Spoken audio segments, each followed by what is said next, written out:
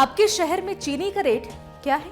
ये सवाल इसलिए क्योंकि ऐसा माना जा रहा है कि सरकार चीनी के निर्यात पर पाबंदी लगा सकती है।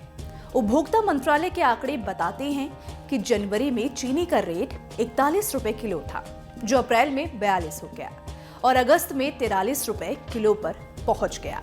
आने वाले वक्त में ये दाम और न बढ़े, इसीलिए सरकार चीनी के निर्यात को रोक सकती है। अगर भारत ने चीनी के निर्यात को रोका तो दुनिया में चीनी की कीमतें बढ़ सकती हैं। अमेरिका से लेकर यूरोप तक में भारत की चीनी जाती है। ऐसा हुआ तो ग्लोबल फूड मार्केट में और महंगाई आ सकती है। लेकिन फिलहाल भारत की सरकार को अपने देश में महंगाई को नियंत्रित करना है। पिछले दिनों जो महंगाई के आंकड़े आए थे, उनसे भी यही पता चला था कि खाद्य महंगाई अब हद के पार जाने लगी है।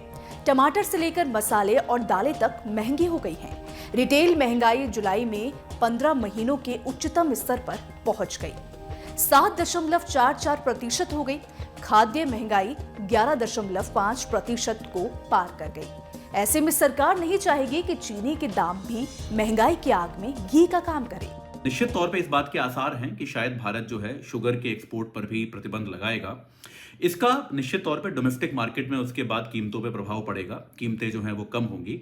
लेकिन अंतर्राष्ट्रीय मार्केट पे देखिए क्या होता है कि कोई भी देश, भारत शुगर का एक बहुत बड़ा एक्सपोर्टर है, दूसरा सबसे बड़ा एक्सपोर्टर है दुनिया में।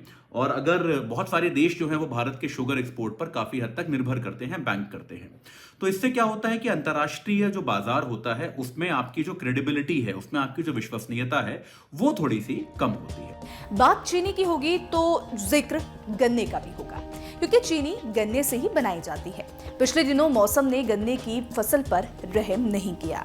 गर्मी के मौसम में बारिश कम रही और मॉनसून देर से आया, और जब आया तो झमाझम आया। लेकिन मौसम के इस चक्र ने गन्ने की फसल का बहुत नुकसान किया और अब सरकार गन्ने से चीनी के साथ साथ एथेनॉल भी बनाना चाहती है।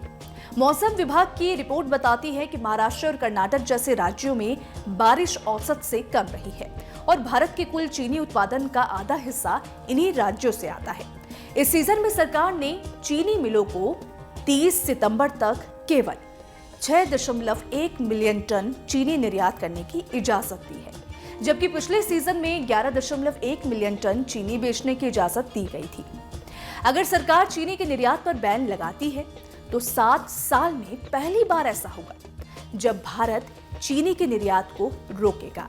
इससे पहले साल 2016 में चीनी के निर्यात पर 20% टैक्स लगाया गया था। आपको बता दें कि हाल ही में सरकार ने प्याज के निर्यात को भी रोक दिया है।